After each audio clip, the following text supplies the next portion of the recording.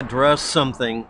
Um, there's a thing on the internet that, and also in cult activity, where the more pushback you get, the more success you are. This is a meme a lot of people actually believe in, and there's some evidence for it, but I'm going to discuss something pretty simple here. Um, Assertions today. You're still on welfare. I'm not on welfare. I have a relative helping me and making sure that I don't go without too much, but I'm not on welfare. If I was on welfare, I'd probably have a place to stay by now because I've been in this predicament for almost 10 years. My channel is a huge failure that puts out half a dozen videos a day. No, I do that between the 4 channels that I have. Not a 4chan joke at all. Sometimes, most of the time, it's 1 or 2 a day between the 4 of them. But let's talk about failures and pushback. You're looking at one of many YouTube channels that constantly, every single week, puts out 1 or 2 videos, very, very, very good profit margin on it, that says many things to many people by keeping it vague as possible. So you can assign whatever preconceived notion you came to the table with. This guy covers earthquakes primarily this year. He likes talking about how he can predict things like there'll be an earthquake in the next month in California. And every time he's wrong, he just ignores it and only counts the successes. Another guy said there will absolutely be a number 10 on the Richter scale earthquake, which is crazy. Gave it by a certain date. The date's passed, so date setter was wrong. And here's the rub. The people who actually believe these things are always going to believe them. I'm not going to debunk that. I can't debunk faith and belief because these words are used as a way to get out of reality. That's primarily the drive of the people who watch these channels and believe these things because they don't like reality. Do you want to know how to avoid earthquakes and hurricanes and typhoons and forest fires and the plague and really horrible weather that causes all of the grain to dry up and all the other things that used to really terrorize us in the past and still do? I don't know if you noticed this, but even in our modern era, we're still stuck with the same things that have plagued us, literally and figuratively, for eternity. You can get a map. There is an actual map of areas that have had any disasters within the last 300 years. The idea is you use 300 years. Max lifespan for the oldest person you'll ever meet is about 100 years. So triple the lifespan of a person can have.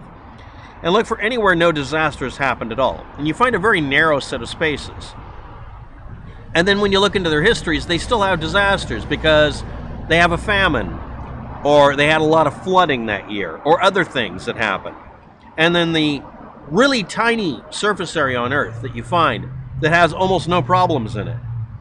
You also find that it's very sparse and very limited. You can't really live in a completely safe environment. A completely safe environment is extreme in its austerity and lack of posterity, or prostration. You end up living a subsistence existence. And these areas are prized by the people who are there. And they're also filled with war and other human-created catastrophes. So, starting with the presumption that you're going to appeal to some unseen God that keeps inflicting misery upon the planet, rationalizing it in a Stockholm Syndrome way as being somehow good for you, and hoping that someone will be a profiteer that will tell you that everything's just going to be just fine, and all your presumptions are perfect, and you've never been wrong about any of your faith, belief, or assumptions. That makes you feel better. It doesn't solve anything. But then again, if you look at the entire surface area of the planet, the maybe 100 square miles of area where you could live and be at complete peace would be as boring as hell, and most of you wouldn't want to live there, but you could do it, and even then, some damn thing will happen eventually. It's just less likely. I think there's a spot out in the middle of the ocean that's like that. I think you could do that on an oil drilling rig in a tent. You can fish all the time.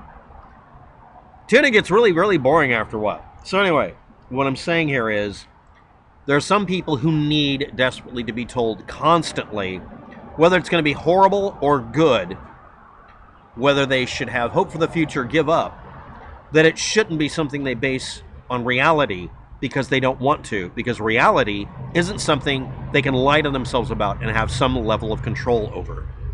If you believe in a lie, you can control that lie. Even if it drives you batshit insane and turns you into the next psychopath that's on the news, you still have power over it.